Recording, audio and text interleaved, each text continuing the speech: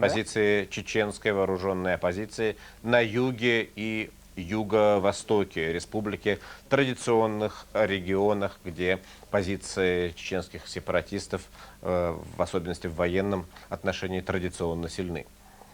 Сегодня, по сообщению информационных агентств, авиация федеральных войск нанесла несколько ударов по пунктам управления сепаратистов. На западе республики, в районе населенного пункта Бамут, который чеченцы пытались отбить и восстановить там свой контроль, сегодня на противотанковой мине подорвались 2 российских военнослужащих. В Грозном еще 5 чеченских милиционеров получили ранения. Подробнее о том, что происходило в Чечне на этой неделе, в репортаже наших корреспондентов. Всю минувшую неделю внимание журналистов было приковано к военным действиям в Бамуте. Отсутствие объективной информации рождало самые различные версии относительно происходящего. Артобстрелы, авиаудары, наносимые федеральными войсками по селу, а также пожарище можно было наблюдать с расстояния нескольких километров. Однако в сам Бамут журналистов не пускали. Вначале командование заявило, что в Бамуте боевиками окружено подразделение российских военных и проводится операция по их освобождению. На следующий день было сказано, что в Бамуте произошли обычные перестрелки, и вся эта история сильно раздута прессой. Журналистам предложили вертолеты, чтобы те сами убедились в этом. Однако в течение 2 дней вертолет так и не смог долететь до Бамута. Попытка нашей съемочной группы добраться до села собственным ходом пресекалась на блокпостах. Более того, один из высокопоставленных командиров даже отдал приказ стрелять по машине НТВ, если та окажется в непосредственной близости от Бамута. Труднодоступные горные районы Чечни по-прежнему регулярно подвергаются авианалетам. Охота за боевиками с помощью авиации – это традиция, сложившаяся еще с ноября 1994 года. Однако бомбежка гор вслепую малоэффективна с военной точки зрения и более опасна для мирных жителей, чем для боевиков. Фактически летчики действуют по принципу «кто не спрятался, я не виноват». О возобновлении переговоров теперь говорят все реже. Федералы и боевики обвиняют друг друга в нарушении Назрановских соглашений. Многие полевые командиры придерживаются мнения, что сам факт переговоров просто использовали в предвыборной кампании. И теперь у них нет другого выхода, как продолжать войну, в том числе минную и террористическую. До сих пор все эти переговоры, они были в пользу федеральных войск. Они были для нас вероломные, они были для нас только ушербные и даже несколько предательские с нашей делегации. Между тем, глава Чеченской республики Доку Завгаев наотрез отказывается видеть в боевиках вооруженную оппозицию. Он считает их разрозненными формированиями людей, ставших вне закона, не имеющих ни общей идеи, ни общего руководства. А раз так, то и переговоры вести не с кем. Главной политической новостью Чечни можно считать возвращение Руслана Хасбулатова на политическую сцену. По настоянию съезда общественно-политических партий и движений Чечни президент самопровозглашенной республики Ичкерия Зелимхан Яндарбиев назначил Хасбулатова руководителем группы советников Госкомиссии по мирному урегулированию военного конфликта. Я знаю одно. Состояние был Хасбулатов вести вот эту смуту. Может, он и готов и расхлебать вот эту смуту. Я все-таки, может, Яндарбиев знает, о чем он говорит. Но хочу быть оптимистом, раз он так говорит. Это событие прокомментировал и Доку Завгаев. Ну, их альянс Хасбулатова и Яндарбиева, он идет с 91 года. Тогда Хасбулатов присылал телеграммы, Яндарбиев зачитывал здесь, по улицам ходил.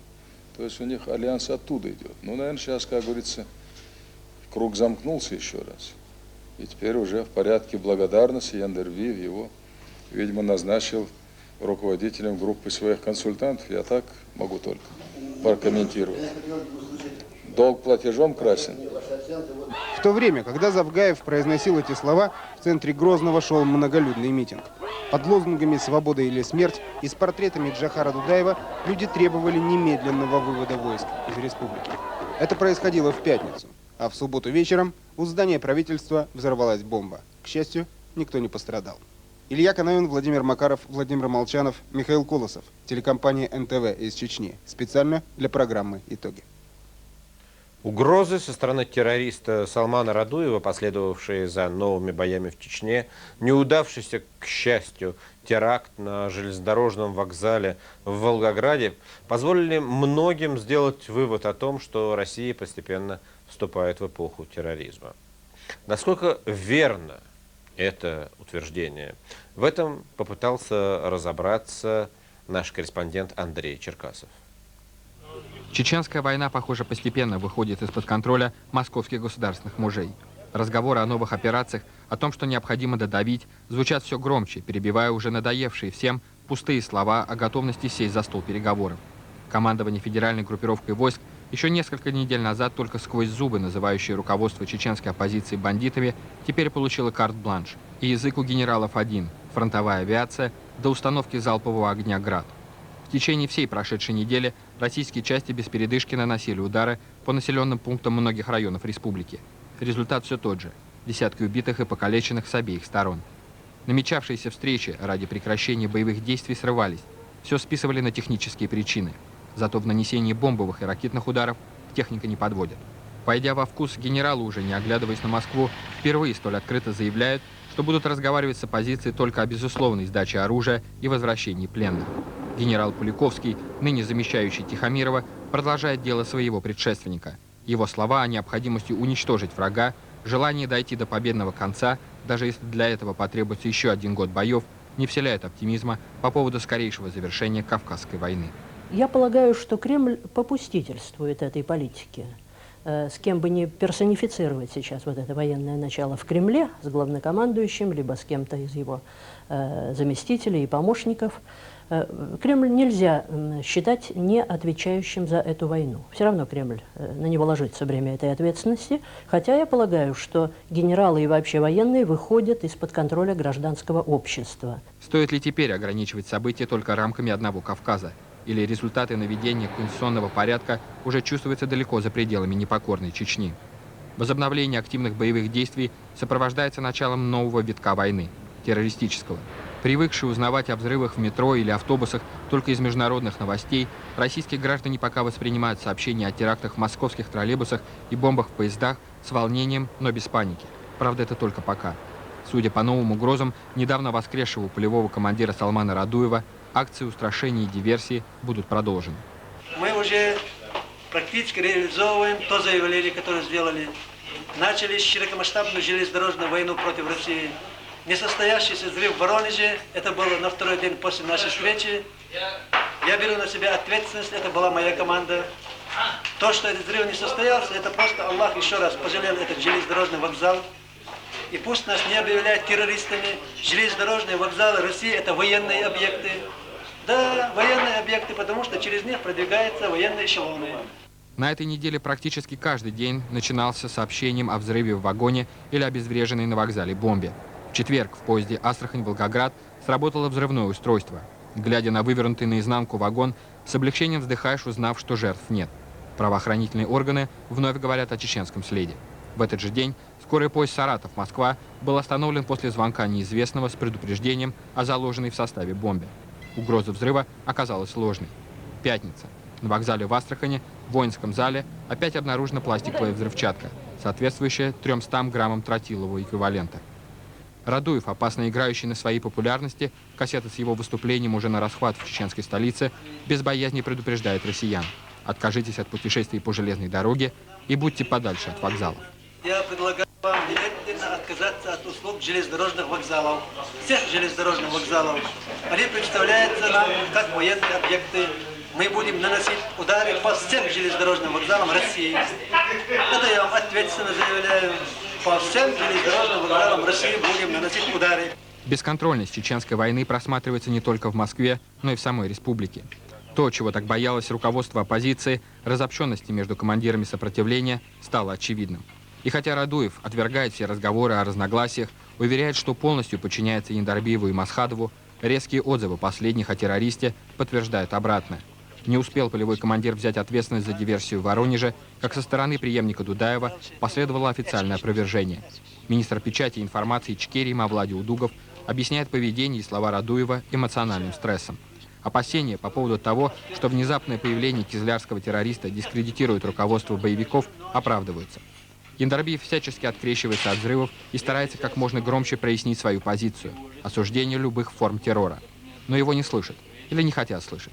С каждой новой операцией российских войск руководство сопротивления убеждается, что второй встречи в Кремле или Назране не предвидится. В связи с этим неудивительно появление такой политической фигуры, как бывший спикер Верховного Совета России Руслан Хасбулатов. В прошлом заклятый враг Дудаева, сегодня Хасбулатов – это шанс хоть как-то затормозить эскалацию боевых действий в республике. Бывший спикер, назначенный Яндарбиевым главой консультативного совета при оппозиции, наделен полномочиями вести переговоры от имени вооруженных формирований. Есть еще одна возможность реальная, потому что мое участие в этих переговорах с чеченской стороны придаст гарантию.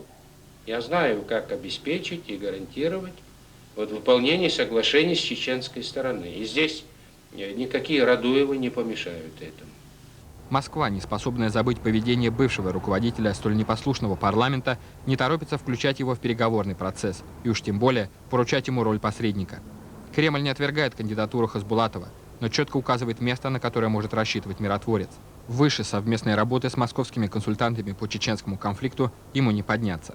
А встреча с российским президентом, на которую так рассчитывает Хасбулатов, пока можно забыть.